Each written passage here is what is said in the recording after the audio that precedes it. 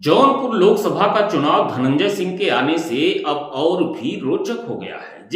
धनंजय को जौनपुर से बरेली जेल में इसलिए शिफ्ट किया गया था कि वे चुनाव को प्रभावित कर सकते हैं। अब धनंजय सिंह की जमानत पर बाहर से आने से भाजपा प्रत्याशी कृपाशंकर सिंह और सपा प्रत्याशी बाबू सिंह कुशवाहा की सांसें जरूर अटक गई होंगी। धनंजय सिंह जमानत पर बाहर भले ही आ गए हैं, किंतु हाई कोर्ट ने सजा बरकरार रखी है। इस लिहाज से वे चुनाव नहीं लड़ पाएंगे, किंतु उनकी पत्नी बसपा प्रत्याशी श्रीकला रेड्डी को चुनाव प्रबंधन की समस्याएं अब दूर हो गई हैं। हालांकि धनंजय सिंह के जेल में रहने के दौरान जो सहानुभूति मिल रही थी, उस सहानुभूति में भी कुछ कमी आने की संभावना भी बढ़ गई है। नमस्कार, मैं हूं हरीश सिंह और आप देख रहे हैं ह्यूमन टुडे। आज हम बात करेंगे जौनपुर लोकसभा सीट की, जो मौजूदा समय में पूर्वांचल की सबसे हॉट सीट बन चुकी है।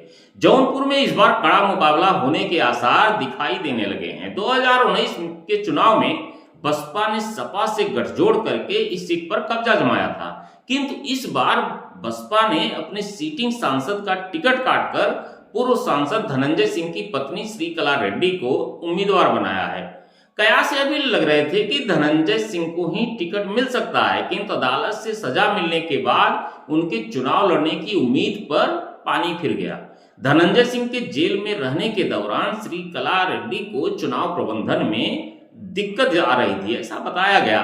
लेकिन धनंजय की रिहाई जहां श्रीकला की दिक्कत को दूर कर दिया है, वहीं जौनपुर के समीकरण भी बदले बदले से दिखाई दे रहे हैं। माना जा रहा है कि यह बसपा मुकाबले को आसानी से त्रिकोणी बना ले जाएगी। जौनपुर संसदीय सीट की लड़ाई अब स्थानीय बनाम बाहरी पर भी आकर टिक गई है।